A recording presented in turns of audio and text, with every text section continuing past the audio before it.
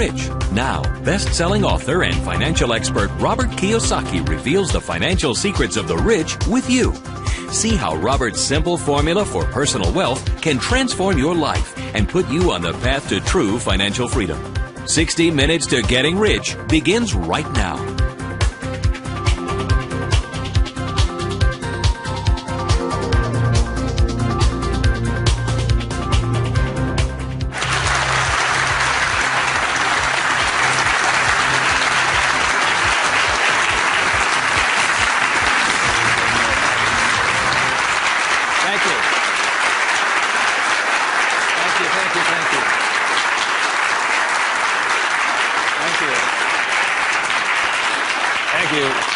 Very kind. Thank you very much. First of all, thank you for coming here this morning. And some of you came from some great distances. I remember that every time I do a talk, I'm always worried that people won't show up. And so my ego couldn't handle the blow. So thank you for showing up, and I'll do my best to be of some value or entertainment today. First of all, how many people have had the chance to read Rich Dad, Poor Dad? Good. Okay, thank you. For those who haven't had a chance to read the book, I'll give you a quick background on the story. Rich Dad, Poor Dad is a true story, and it's based upon my two dads. My real dad was the head of education for the state of Hawaii, a very smart man. He was the boss and things like that when I was in school. And my rich dad was my best friend's father. And my best friend's father was a man who didn't finish school. He dropped out of school at age 13. But ultimately became one of the richest men in the state of Hawaii. Self-made, did it on his own, and stuff like that. So Rich Dad, Poor Dad is a true story of what two fathers tell their two sons, my best friend and I, about the subject of money.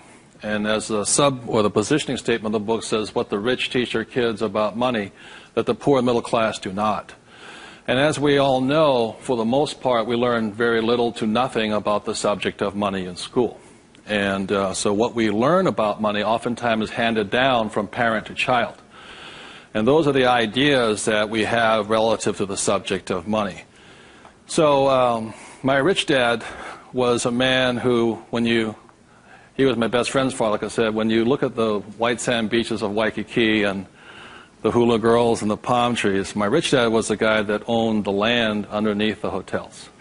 And my poor dad, I call him my poor dad, although he was a high-paid government official, and I do mean high-paid. He made a lot of money. In fact, he made much more money as far as a salary and paycheck goes than my rich dad. And so the story is really what my rich dad taught me as compared to my poor dad. And so what we're going to be going over today are some additional ideas and thoughts and information that may assist you in getting wealthier, easier, quicker. How many people would like to get wealthier, easier, and quicker? Good. Thank you. So in contrasting them, most of us have heard, like my poor dad, very middle-class man, smart man, but he had middle-class ideas when it came to money and values. And he always said, son, our house is an asset, and it's our largest investment. And my rich dad would say, here, I'm 9 years old. I go, okay. I got it, Dad, I got it, right? And then I would go over to my rich dad's house, and I would say, my dad just said, our house is an asset and our largest investment. And my rich dad would say, well, that's why your old man's not rich, is because your house is not an asset, and if it's your largest investment, you're in really big trouble. And that's when the contrast that started to hit me. And then my poor dad always said, do you think money grows on trees? And his favorite words were, I'd say, Dad, let's buy this. He goes, I can't afford it.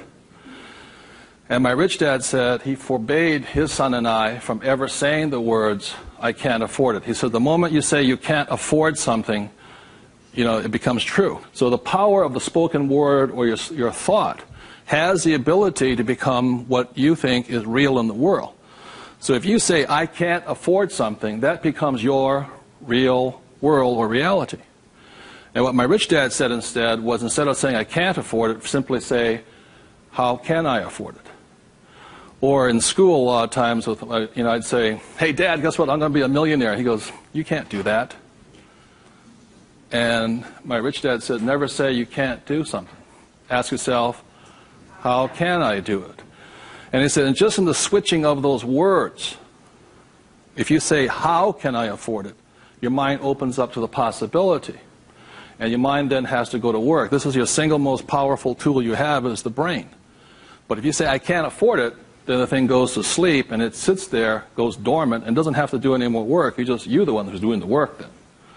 So those are some of the subtle, differences. My poor dad, the school teacher, the head of education, always said to me, he says, son, go to school, get good grades, get a safe, secure job, high-paying job, and work hard.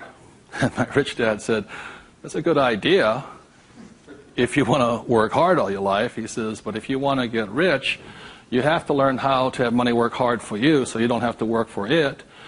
And you also have to learn to buy companies. Don't be the guy applying for the job, be the guy that's handing out the job. But I want to give you something I rarely say to people, is that there was 3 main points that I think made a difference in my life. And point number 1 is that I realized very early on in life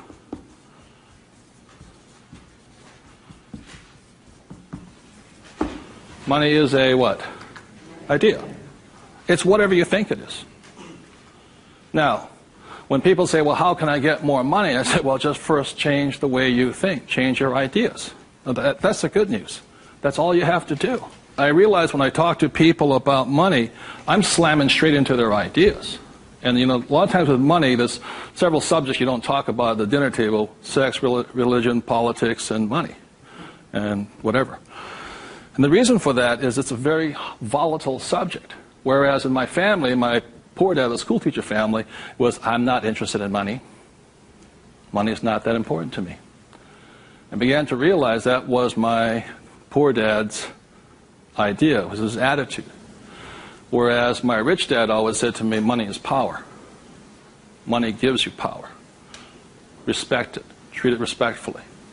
So there's all these different ideas about the subject of money. The thing I hear people say is, I'll never be rich. And that becomes a self-fulfilling prophecy. You see, and that's why money, just as an idea, is so powerful. And when I talk to people, I oftentimes ask them, I said, what did your parents tell you about the subject of money? Because that becomes real. If you were told, go to school and get a job, see, many of us may not be in the same profession, but we're following the same path. And most people did not come from families that were rich. In America, less than 1 out of 100 people at age 65 becomes rich. In the richest country in the world. 1 out of 100. 4 become wealthy. I think 56% are dependent upon the government or a pension to take care of them. And they start going downhill. So what I had to do, what I'm going to be talking to you about, is I had to watch my ideas, I had to watch what I said, and I had to watch who was giving me the ideas. Okay? Because they're not the same. Like you go to one doctor and they say, eat a low-fat, high-carbohydrate diet. You go to another doctor, they say, eat a high-fat, low-carbohydrate diet. Somewhere you've got to make your choice. Number 2, the thing that I learned by having 2 dads with their contrasting points of view, I realized this really early on.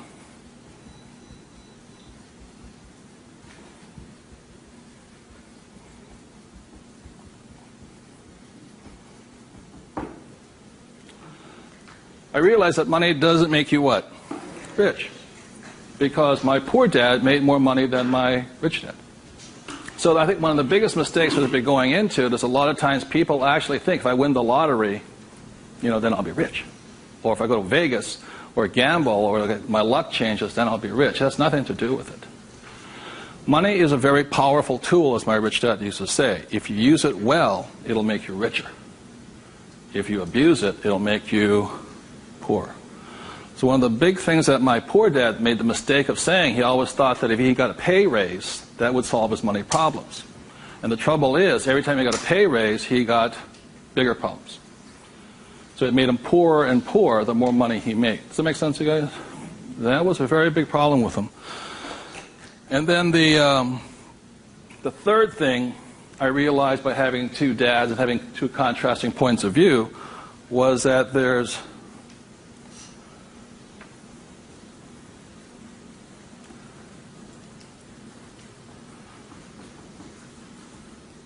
two kinds of money problems. One problem is not enough money. The other problem is too much money. And they're both problems. And the thing that I say to people is this, that, like I think most people think they're real special. I'm the only one with money problems. Well, the reality is everybody has money problems. Everybody. Every single person. Every company has money problems. Every country has money problems. Every government has money problems. Everybody has a money problem. What makes you rich or poor or middle class is how you challenge or handle the problem. And what most people do, since, so most of us came from families where the problem was too much or too little. Too little. And that becomes our idea. We think money is scarce, hard to get, work hard for it. Very popular idiom going around today suggesting that the way you get rich is cut up your credit cards. Oh, man. Live below your means.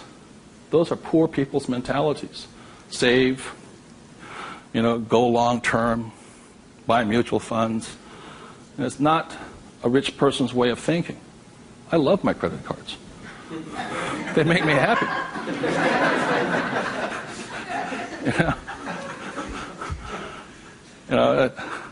I drive, he says, drive a cheap car. I don't look good in a cheap car. I don't feel good. Now, the point I'm making here, again, there's poor, middle class, and rich. And very early on in my life, I really realized that being poor and struggling did not look good on my face. I did not like it. But I grew up in a family that if you were rich, the idea was that you were crooked, evil, not caring, inhuman, not generous, and all that stuff.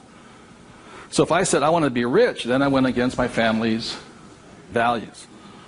It was tough having that. Now, the other thing I saw was that by my rich dad managing his money well and becoming a business owner and an investor, that he got richer and richer and richer. Then he had a different kind of problem. His problem was too much money.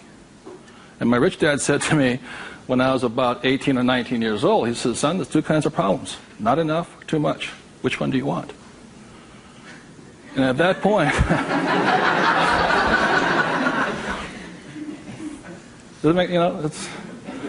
and so I made an obvious choice. I said, I like the one with too much. I want to have that problem. And it's a very big problem. So knowing these three different things, I could make different distinctions and different choices in my life. The big point I want to make today is that money comes down to fundamentally a choice. That's all it is.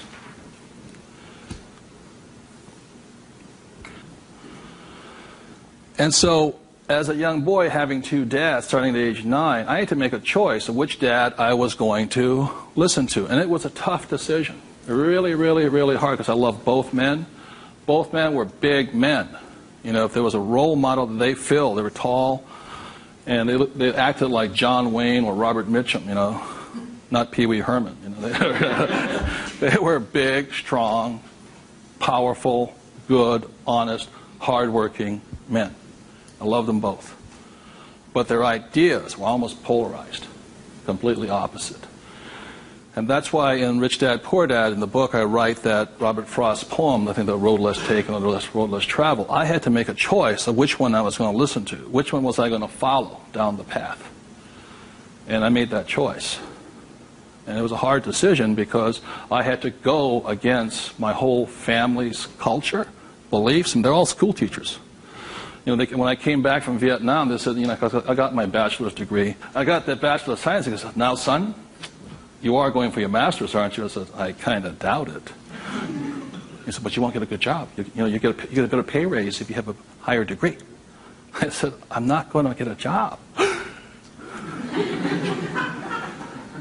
And it's hard. You sit at the dinner table and there's no conversation, Well, you going to get your doctorates? I said, well, if I'm not going to get my master's, I don't think I'm going to get my doctorates.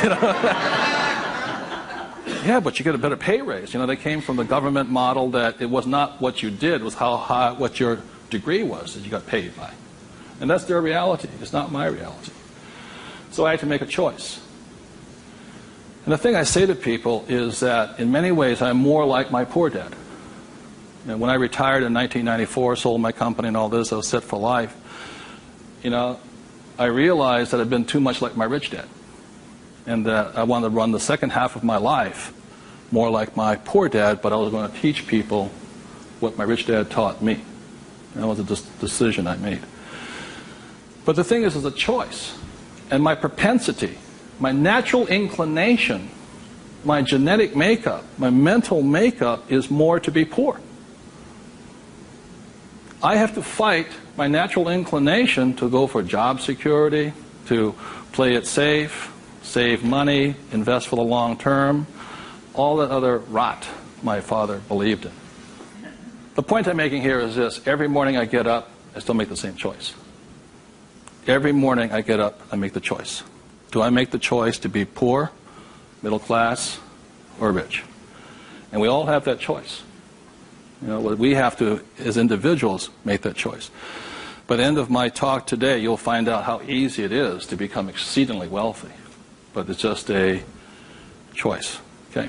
So my intention is to maybe shake some of your core values.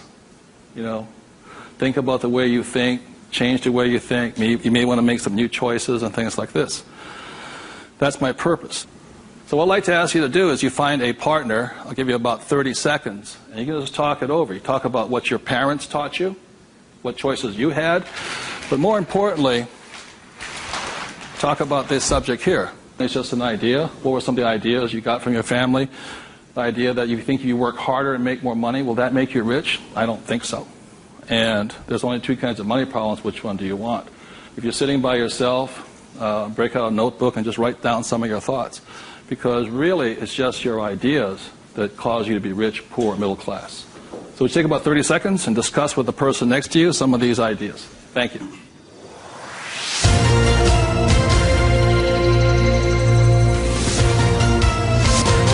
The main point of the book, Rich Dad, Poor Dad, for those who have not read it,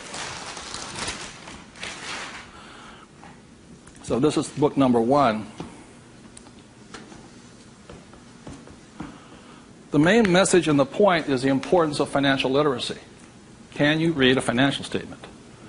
So, again, comparing my rich dad and my poor dad, the school teacher, was very word literate. I mean, he read a novel a week. He read constantly. And he used to say to me, readers are leaders and leaders are readers. I said, good.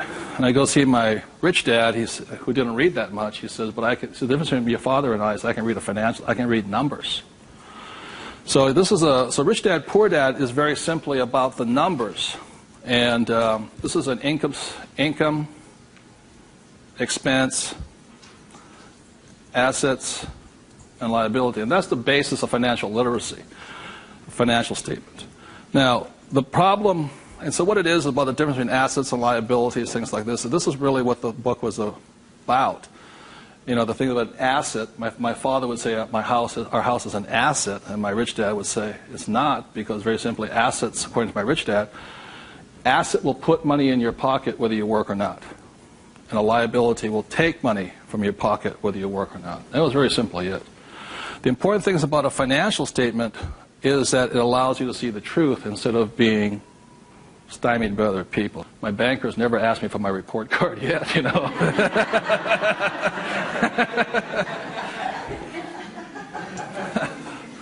And what your banker asks for is your what? Financials. Because what a banker wants to see is your financial intelligence, not your academic intelligence. And both are important. Academic intelligence is important, forever. But so is financial intelligence. So my rich dad said your financial statement is your report card once you leave school. And the problem is 99% of the people leave school and they don't have a clue what a financial statement is, much less what a checkbook is. They know credit card, but they don't know much beyond that. And so they're easily swayed with the idea your house is an asset. And that's what gets them in trouble. They can't tell the difference between an asset and a hole in the ground. So that's a big problem there. Okay? And then book number 2, which is this one here, was the cash flow quadrant. Quadrant means 4. And the quadrant was the 4 people that make up the world of business. E stands for employee, S stands for self-employed, B stands for business owner, and I stands for investor. So my poor dad always said to me, son, go to school and get a job. So he was programming me to come here. But I kept saying, but I want to be rich. And my mother says, yeah, don't listen to your dad, My mother was a nurse. And she says, if you really want to be rich, you should become a doctor. They make a lot of money. So my mother was saying become, specialist, self-employed, or small business owner, independent. You hear people say, if you want to be successful, get a profession. Something you can fall back on. Become a plumber, electrician, attorney, accountant. Something you can fall back on. Because these guys are the smart guys.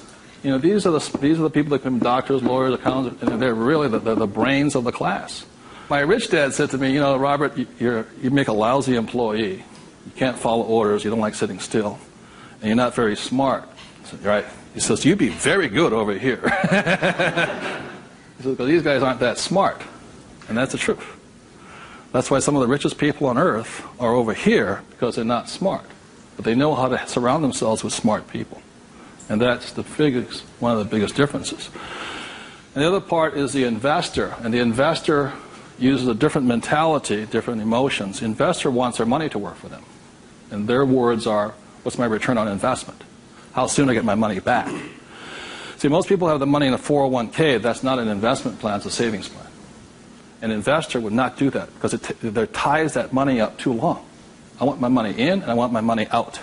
I want to know when it comes back to me. It's called velocity. How soon do I put it in? How soon does it come back? Savers put it in and they leave it there forever. It's a different value system. My rich dad said, you always tell an employee by their words. They use the same words all the time. He said an employee will always say, I'm looking for a safe, secure job with benefits. Always. My rich dad also said you can always tell a self-employed person because they'll say such things as, I'm going to charge you 6% commission, like a real estate salesperson. Or $100 per hour. Or I'm going to charge you for the job by this much. So they go, for these people, time is money. And the business owner, what they say, I'm looking for the smart people, best people, I'm looking for the best system. They don't, because they want to move on and start another business. They want to have multiple corporations. Very big difference. And an investor says, I want an ROI. Now, the theme song for the self-employed, the difference between the small business owner and the big business owner is very simply this. A big business owner, if they do the job right and build the company, they can leave. And when they come back, the company's doing better without them, more profitable because they have the bright people running it. A self-employed or a small business owner, if they leave, the income goes where? Down. Or if they have employees, they just ferret out they just take everything, the thing falls apart. So that's the difference. And also the difference between an S and a B is the size of their ideas. Like a lot of times I meet people come up to me and say, I want to start a hamburger stand. One hamburger stand, Whereas the same guy named Ray Kroc comes and says, I'm going to build a hamburger stand all over the world. Difference in vision, idea, and leadership skills. They're very, very different people. And the reason they're different is because emotions. This person here values, it's fear, so they want security. Security drives them hard. So they're fearful. This person over here is lack of trust. And these guys, they're highly specialized. They're also the most satisfying, because they have their own time, their own life, and all this. They're very happy this way, but it has its limitations also. And generally, these people are limited to about $500,000 a year max in here, just because time is money. Over here, it goes unlimited, how much you can earn. So there are very, very big differences in the thing. The investor here, their thing is they're neutral, emotionally neutral. In other words, what that means is they don't care if you're winning or losing. When somebody says, I go to somebody, the stock market's going to crash. But mutual funds get wiped out. They're not neutral. They're reacting. A true investor doesn't care if the market goes up or the market comes down because they're going to make money either way. That's an investor. They really do not care. They know that losing is part of winning. It's called money management, how well you do that and all this. Very, very neutral. And this person over here, the emotion is patience. You have to be patient. These guys want to get paid now. These people may not get paid. I think the average is, 3 years, right? They don't get paid. That's why the first question when somebody comes to ask me to invest in their company is, are you willing to work for free for 3 years? I go, no. I said, well, I don't invest with you. Because you're still thinking like this. So those are the emotional differences. Because today, just being an employee is suicidal. Today you have to be employee plus an investor. You can be self-employed plus investor. Okay, you have to be on both sides of the quadrant, that's what I'm saying, minimum. Whether you're here, here, or here. If you ever want some time off, you have to be an investor today. So very simply on, starting from the age of 9 and 10, I started here and I stayed here. That makes sense to you guys? I stayed here. Because this is my money working hard for me, so I don't have to work hard for money. It's a different point of view. They're very, very different. The rich have the best investments. Number one, because they have money. People say, how do you find a deal? I say, get rich. Because if you have money, they come find you. It's really simple. The thing about this one here, the richest or the fastest game in the world played today, the way to get rich forever has been this one. I talk about in this book how my rich dad went and bought one of the best pieces of white sand beach in Hawaii. And I said, how did you afford that? He wasn't making any money. He didn't have a job. He wasn't this. He says, how do you afford the best piece of beach in Hawaii? He says, personally, I can't afford it. See, none of these people could afford it either. It's about $10 million. Individually, you cannot afford it, but your business can afford it. It's one of the biggest secrets of all. So the reason I started here and learned to build businesses so I could invest. So I can take down bigger and bigger properties by this. Individually, I cannot do that. I don't earn enough money as an individual, but my company can. So the thing about the third book, which is Rich Dad's Guide to Investing, is called the 90-10 Rule of Money. The 90-10 Rule of Money very simply says is that 10% of the people always make 90% of the money. Always. That's a very big part of it. And a big part of the investment book is how do you take your idea, build a business around it, and take your business public. So the reality, as I know, is every single one of you sitting out there in the audience, you have an idea that can make you exceptionally wealthy beyond your wildest dreams. Every one of you is creative enough to have an idea. The trouble is, when you went to school, they didn't train you to be a business owner. They trained you to be an employee, working for the rich. What the rich have the ability to do is take their ideas and create massive businesses out of them. So you have your business, which does your investing for you. And the tax laws are written in your favor investing through a business. That's how the rich get rich, because they pay less in taxes, very simply because they invest through the and I quadrants. Investing from here, the laws are written against you here. In America, 1943 was the Current Tax Payment Act, which made anybody who was an employee could not pay themselves first. Government gets paid first. If you get a pay raise, government gets a pay raise. Forever. Forever. You make $1 million, you still pay more in taxes, incrementally. 1986, they passed the Tax Reform Act of '86. All doctors, accountants, attorneys, and the laws were changed against them. But they never changed the laws for the rich, because this is how the rich have gotten rich, by owning corporations and businesses. And that's been in effect since 1215, which is the signing of the Magna Carta. So ever since the thing is, you have to know, you want to get rich, you have to play by the rules of the rich, because the rich make the rules. And for the last thing I want to say about taxes is this. If you're an employee, the tax laws is that your financial looks like this. If you're a business owner, your financial looks like this. And the big difference here is this, is as an employee, your first line item expense is tax. If you're a business owner, it's the last. That is the biggest loophole ever. And that's why the rich get richer. They can take their money that comes in here and goes in here, and these guys, the money comes in and goes there. Very big difference. So would you take 30 seconds and discuss whatever you have heard so far? Thank you very much.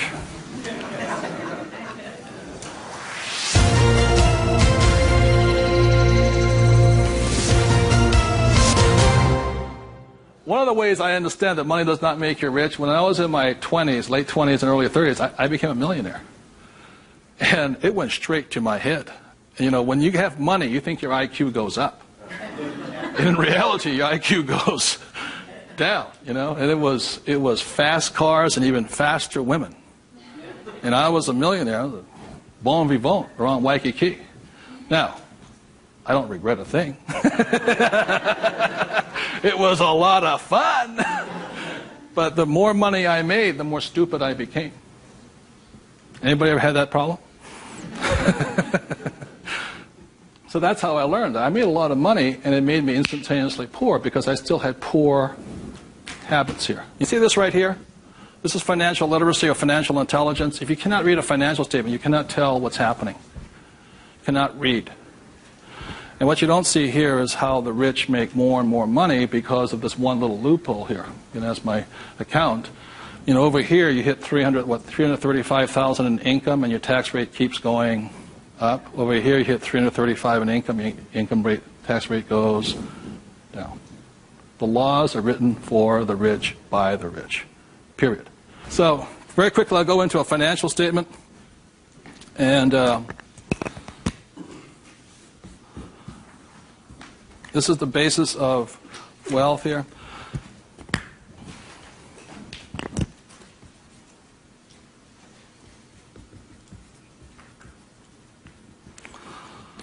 So what happens to most people is they say their house is an asset and all this. My rich dad said, your house is not, whether a house is an asset or not, has nothing to do with this thing here. It has to do with the most single important word in business, and that word is called, what's the word? Cash flow. It's cash flow determines it. So, very simply, when I was 9 years old, my rich dad said an asset is something that flows money into your pocket, and a liability is something that takes money from your pocket. Just because your banker or your accountant says your house is an asset doesn't mean it's an asset. So when I read a financial, I see something listed here, and then I see whether it lodges up here. Now, if it doesn't lodge up here, then it must be going this way. It's going out the expense with no income. Does that make sense, you guys here? That's a very simple way of looking at it. Now, taking it one step further, this is where the confusion sets in, is very simply because if you buy a house for, let's say, $100,000, and you get an $80,000 mortgage on it, you put $20,000 down, the problem is your house is listed both asset as well as liability, and that's where the confusion starts. It's listed in both sides, and that's the problem. So the thing here is this, and by the way, the word mortgage comes from the French word mortir, which means death. You know, so that means you're engaged until you're dead with the house, and it's staggering. So let's say you buy this little green house here. Okay. The way you know it's an asset or liability is, let's say I use it as a rental property, and after paying all taxes, taxes, insurance, and expenses, and all this stuff, I make $100 a month. It shows up over here under income of $100 a month. Now, if let's say I have a tenant who trashes the place, doesn't pay me rent, takes me a year to evict the bugger, immediately that house becomes a what?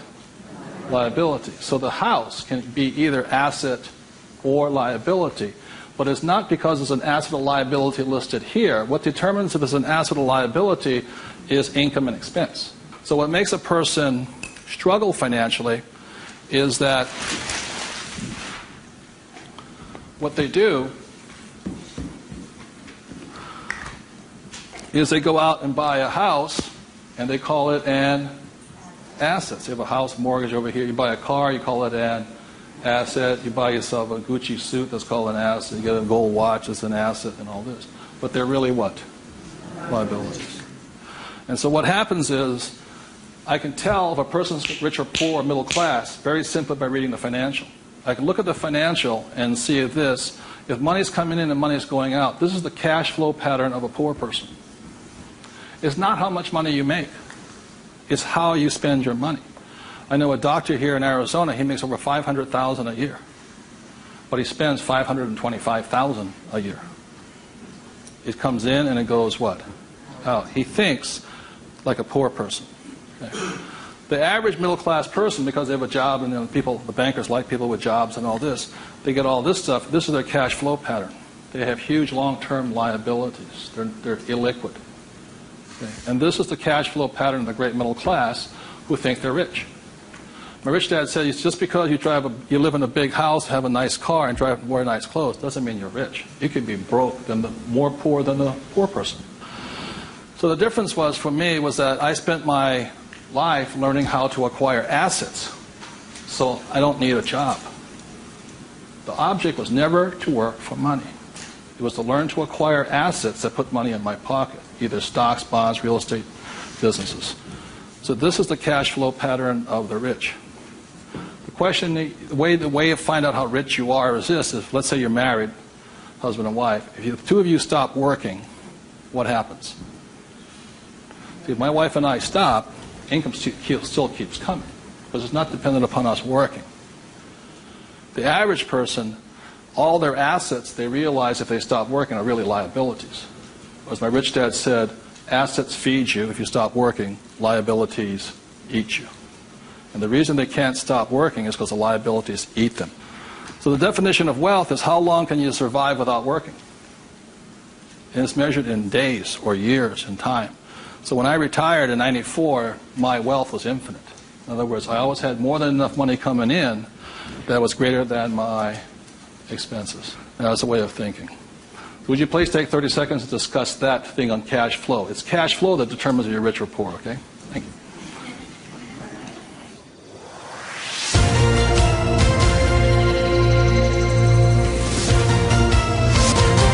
So one of the things I'll be clear on this is whether you're an employee, self-employed, business owner, or investor, the most important thing is this asset column here is your business. One thing my rich dad said, you got to mind your own business.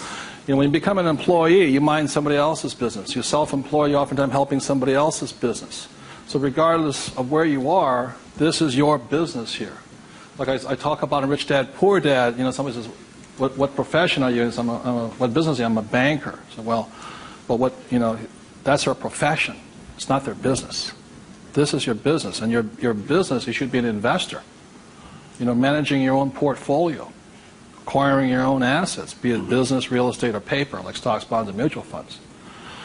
So what we're taught in school is not to mind our own businesses. We're taught to mind everybody else's business. And that's my message, is mind your own business. That's how you get rich. Okay. So moving on, last thing is this. So when a banker says to you your house is an asset, he's not lying to you. He's just not saying whose asset it is. It's his asset, right? So when you go across town, you go to your friendly banker, and you'll see that your mortgage is listed under what? Their asset column. So that's the fact right here. It's mortgage here. And the way you know it's an asset, and they list it that way. I'm not telling you something, that they list it that way. The way you know it's an asset is because your mortgage puts money in their pocket. And your mortgage takes money from your pocket. You see, it actually goes like this. It's a complete circle. Now, so that's why they're not lying to you. It's just saying, they're not saying whose asset it is, it's theirs. Now, the other part about it is when you save money over here, it's really your asset. Now, if a balance sheet must balance, it has to balance someplace else. You go to the bank, where does it balance? Bank. But is it their asset or their liability? It's their liability. Your savings are their liability. Notice that? Because they have to pay you money for your money. And it's cash flow determines that. Now, if you notice something else too, you get tax incentives to be in what? Debt, and you're taxed for having savings. And that's why they say, how can we tax savings? It's because you're not smart enough yet. The banks know, political action committees, they control, the rules are written by the rich. I'm not saying I love my bankers. I love them dearly. But you have to know the difference between assets and liabilities, and whose rules you're playing by, poor, middle class, or the rich. Got it?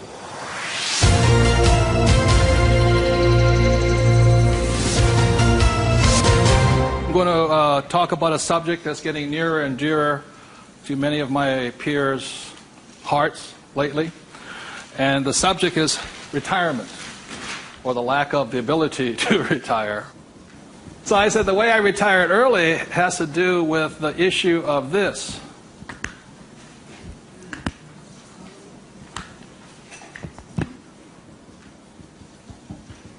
Debt versus what? Equity. The reason I could retire early was because I'm in debt. I borrowed my butt off to retire early. The average person is going to take to 65, 75 as long as possible because they're trying to retire on what? Equity. In other words, they're going to try and use their hard-earned cash to retire, where I would rather use the bank's money to retire. So I am in debt up to my eyeballs. Because the reason is I know some of you out there, because I'm sure some of your parents told you to get out of what? Debt. Well, that's not that intelligent. Because you have to know there's good debt and what? Bad debt. And most people are loaded with what? Bad debt. And if you want to get rich, load up with what? Good debt. And the question I asked those bankers, I said, let me ask you this. How long would it take you to save $1 million? I ask you guys, how long would it take you to save $1 million? A couple of years at least, right? Yeah. How long does it take you to borrow $1 million? About 10 minutes. If you have good financials. And that's the difference. And that's the price people pay for not being educated in this world, to think that you have to work hard, save money, and finance your retirement on equity. I'd rather do it on debt. And the way I do it on debt is my banker will always lend me money on a thing called real estate. Always. They will not lend me money to buy stocks, but they will, even if it's bank of what stock, their own stock, they won't lend me $1 million for 30 years at 8%. But if I find a commercial building, $1 million, 8%, 30, they'll all day long. The thing that scares me right now is never have so many people in the history of the world bet their retirement on the stock market. And they've bet real money. Am I correct? And trust me, the market will crash. Always has and always will. Now, those taking deep breaths right now, because you're not, because that should be good news. Because if it crashes, that's when you get rich. But the people who have been trained to think of playing it safe and all this, they're going to be in terror. Completely different point of view. So the point I'm making here is this. One of the reasons I wanted to get educated, understand cash flow, play the game, was just so I could borrow money faster. When my poor dad always said to get out of debt. Debt was bad. So I just called, I just called my broker down the street here. I said, I need 2.4. He says, come in and sign the paperwork. That was it. 2.4 million, just sign. Now, because I can take that money and make 10 million out of it, the average person will go on vacation with it. Or buy a big house, or buy a boat. It's called fiduciary responsibility. If you can prove you know how to manage your money, and you have the good financials, plus you have a couple of million in cash, they'll lend you all the money you want. Because they know my problem is too much money. And the reason I buy real estate is because I get more tax breaks. Real estate is a game of the rich, not paper. It's a really interesting world. So, what I'm going to go into is how you can get to the point where you don't, I'm not recommending just go out and borrow today, especially if you have no education. I spent 40 years getting here. To the point where I can call my broker up. Before, 10 years ago, I'd call them up and they'd laugh. How much do you want? But I took that as a feedback that I had to improve my financials. Does that make sense to you guys here? To the point where they would say yes. So the difference between my poor dad and my rich dad was this. My poor dad always said, get a high-paying what? Job. Big mistake. Because the trouble with a high-paying job is you get taxed. So my rich dad said, that was my poor dad, high-income job. That was the key to success. That's a very middle-class, pedestrian point of view. The rich know this. It's not how much money you make. It's how much money you keep. You've got to keep it. It is not how much you make. It's how much you keep. It's called the income to expense ratio. In other words, how much drops to your bottom line. Does that make sense to you guys here? How much drops? So the minimum is 30%. So if you're making $1,000, the minimum that can drop is 30%. If you're not going 30% to the bottom line, in other words, this way, and you don't have to do it, I'm just giving you the ratios that work. If you have $1,000 coming in this way, then 300 needs to hit here somehow. That's the ratio. The average person, you know how much is hitting here? Nothing. That's why they're poor. They're making more and more money, a high-paying job, you know. I went to the university to get a high-paying job, and I'm now at GS-19, and I'm getting more money, but less is dropping here. Does that make sense to you guys here? Because you're buying more what? Liability. It's called the income-to-expense ratio. How much is dropping? That's what counts. I listened to Sir John Templeton. He said when he first got married, for every 1,000 that came in, 500 hit here. That's what makes the rich rich. It's not how much they make, it's how much they keep. It's a matter of focus. And my poor dad always said, I'm making more money. My rich dad says, I'm keeping more money. Big difference. Huge difference in long-term wealth. It's how much is hitting this here. So, the thing I have is an exercise that'll prove that anybody can be rich. And when I was a little kid, my rich dad gave me one of these. He gave me 3 of these little things. They're called what? Piggy banks. So if you want to get rich, go out and buy 3 of them. Okay? 3 piggy banks. That's all it takes to train yourself to think to be rich. Now, for every piggy bank, so you have 1 piggy bank, 2 piggy banks, 3 piggy banks. 1 is for saving, 1's for investing, and 1 is for tithing or charity. Very important to give.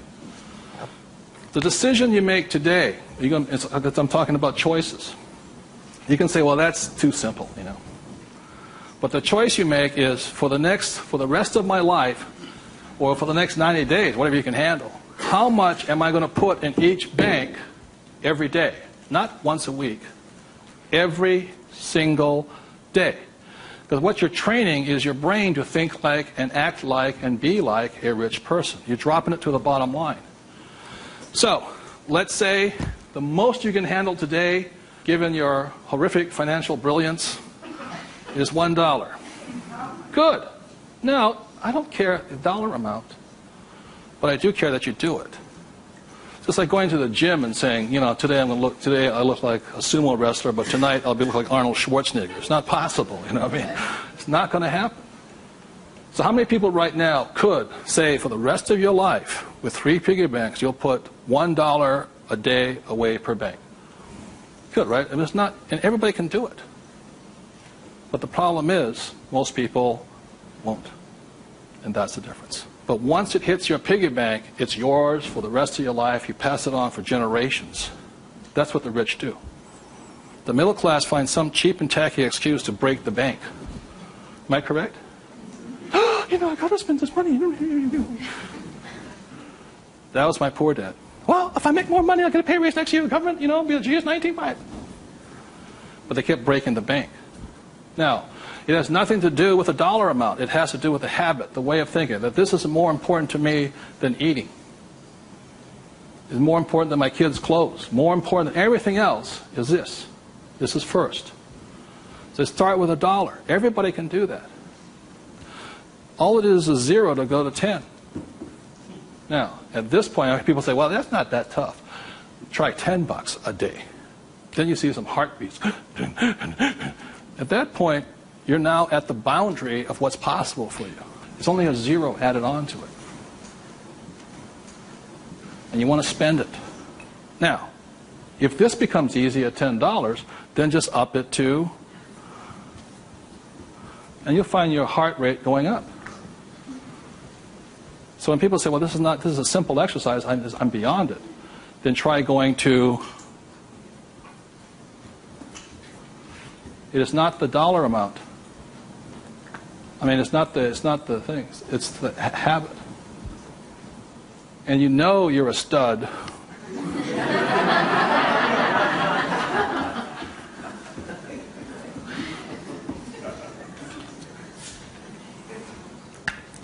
This never spent. This is what your mad money is. You buy your properties and stocks and bonds, mutual funds with. You can afford to lose this if necessary, but you never lose this one. And you tithe, your church or charity of your choice. Now, I give to the charity that I would like to support, but I don't have the time to support. So you put your money where your body would be. Does that make sense to you guys here? My rich dad gave it to his church. My poor dad gave nothing. He says, when I have the money, then I'll give it. That's why he was poor. The next point here is that my rich dad always believed in job security. My poor dad, job security. And my rich dad believed in financial security. So the way you get financial security is, again, via these three things. This is the basis of it. Savings, investing, tithing. So the way you get financial security is start with this, and then I start investing with this. Does that make sense? My investing account, this is when I have my fun. I play with that money. So the deal here is this, whether you're buying a business, real estate, or paper, the ratio is this. You can ask my wife the question. For every, somebody says, well, I don't have any money. How do I get some money? I said, start with that, the 3 piggy banks. Or how do you find a nothing down deal? The reason they want a nothing down deal is because they got nothing to put down, right? And that's the most risky thing you should do. You can only take a nothing down deal when you have a lot of money to put down, because it's too risky. I can take a nothing down deal because I got the money to cover it in case it goes bad on me.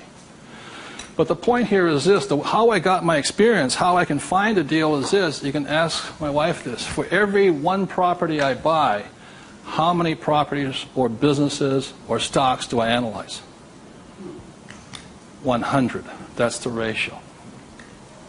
Before I buy one piece of property, I will analyze a minimum of 100 properties. If I don't buy one property in that 100, I start all over again. It's 100 to 1 is the ratio. That's how I find a deal. Not only that, is when I had no money, what was I doing? Still analyzing a deal. It's 100 to 1 before you can find one deal.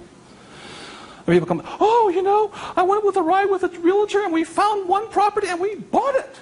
I said, how many did you look at? Just that one. That's an idiot, not an investor. They have no clue. The way you want to find out the market trends, the ups and downs, the ins and outs, is you got to analyze 100 deals. Out of that 100 deals, you put in offers on 10. Because 90 are bad. But in the practice of analyzing the deal, you get smarter. I learn more. I learn something from each deal I look at. Of the 10 I invest in, or I put offers in, I might get 3 accepted. Now, this comes from my friend Dolph DeRoos, who's a real estate genius. He says, if this number is like 6, what does that mean? You're offering too much money. That means you're not being tight enough. You've got to screw it down a little bit more. It gets down to nobody accepting you're too tight. So you want to keep it in this ratio. Of that, you'll buy one property. When people say, how did I get my education? I got my education evaluating deals. I estimate to this day right now, I've looked at over 50,000 deals. That's how I got smart. Instead of going to work, I look at deals. If I'm buying a business, the ratio is the same. 100, 10, 3, 1. If I'm buying a stock in a company, I've got 100 companies, same ratio. Everybody can do that. Does it cost them any money? No. Not at all. It's free. When I go on vacation with my wife, Kim, she knows where I'm going to wind up. It's a real estate office or a brokerage office. Because it's a habit. So this is what gave me financial security, and what my poor dad focused on was what? Job security. He had no assets when he lost his job. Okay? 30 seconds, please discuss that ratio. 50,000 properties I've looked at now.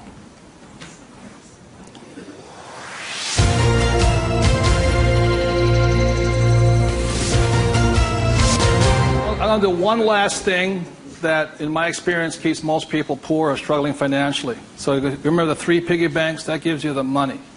Doing this, 100 deals. The reason I don't have a job is because it would interfere with looking at deals. I don't want to do that. I'm looking at a deal constantly. That's the people that work with me constantly. That's all I'm doing is tracking down deals. It's a waste of time to work. I don't get rich. So that's the thing. The second part is most people don't have the time to spend the time to get rich. They're too busy working for the money. And the third part is most people say it's risky or it's fearful or they chicken out. They see a deal. Even if they see it, they back out. And I've seen so many people do it. And the reason for that is because if this is an iceberg, okay, most people, they say, I'm going to get the 3 piggy banks, I'm going to look at 100 deals, but it comes time to put the money, we call go hard on the dollar. Got to go hard. If this is your conscious mind, let's say, this is your what? Subconscious. Money, sex, politics, religion. This thing takes over. I have seen people, hey, I might lose money, when the stock market crashes, and when this is bad, and I will call my accountant, my attorney. This talks. I see him walk away from it. Well, I'll think about it. It doesn't cost you anything to buy a piece of property. Nothing. It costs nothing. It's called you put an option down on it. I sit there and say, well, you got $1 million? I said, here's a $20,000 check. Don't cash it for a week. I'll see you. I option it. Same as in the stock market. Option. I don't use the thing. It doesn't cost you any money to buy a piece of property. But people will talk themselves out of it. Instead of interacting, these guys are reacting. And it's really tough here in Arizona, or you don't know what it's like to be in New York. I'm going, it doesn't make any difference, because the problem is between your ears. Because the fears come up, they start talking. You can't talk to these people at that moment. They're like, and the reason is because of the magic word. What is it? Fear. And what happens to the average person, fear stands for false evidence appearing real. And what I mean by false evidence is that if this starts talking, they'll start gathering the evidence to make sure that it's real. Well, you know that most businesses fail. Let me show you the facts, and let me show you the stats. See, they're looking for all that false evidence. They'll validate, they'll justify it. They'll call their mother, their sister-in-law, their brother-in-law. Yeah, we agree with them. Am I right? They'll make it real. It's not real. Like, I got crucified that said, that the 9 out of 10 businesses fail. I said, that's correct. Most of them fail. But one makes it. I said, look, I failed twice. Twice I was part of the 9. But once I made it to the 10.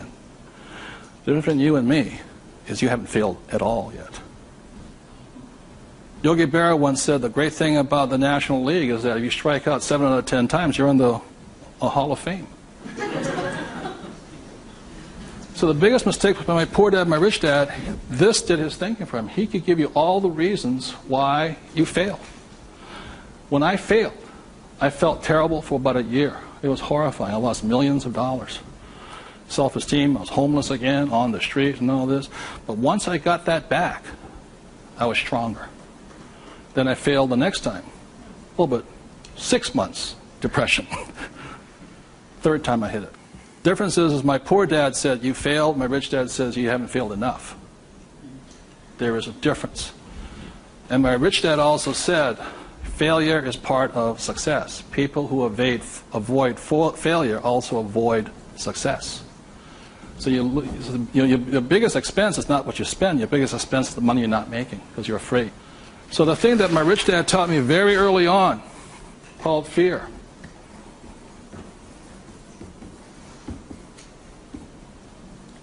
Fail early and fail responsibly. Look, if you know you're going to fail, do it now. Don't wait. Because each time you make a mistake, you get smarter if you do it responsibly. So the thing that I do is when I fail, I go, like I said to my investors a couple of 4 years ago, I said, I need to raise $3 million. The chances are we're going to fail. And if you can't handle the $50,000 shot, don't put your money in here. There's a good chance I'm going to fail on this one. So people left the room, and I got more money because I was forthright with them. I said, if I lose it, I'll tell you I lost it, and I'll tell you the next deal. But failure is part of the process. So the thing that I say to people is fail early, correct, but fail small. The first deal my wife and I did when we got back into real estate was a $45,000 deal, $6,000 down. If we failed, we would have got smarter than somebody who didn't fail at all. But we didn't. So we pushed the boundary, going bigger and bigger, hoping to fail. Well, everybody's avoiding failure. I'm hoping to fail because I'm going to get smarter. I open my mind up. I ask people for their advice. I synthesize the data, make my own decision. But I live and die. If I make a mistake, I own this. I apologize. I blew it. I made a mistake. This is what I learned. Continue on. So I want to thank you all for being here. The thing I want to leave you most with is that every morning, as a 9-year-old boy, who was going to listen to? It was a choice, rich dad or poor dad. Every morning I get up and I still make that choice. Who am I going to listen to? And I hope you make your choices for yourself. Thank you very much.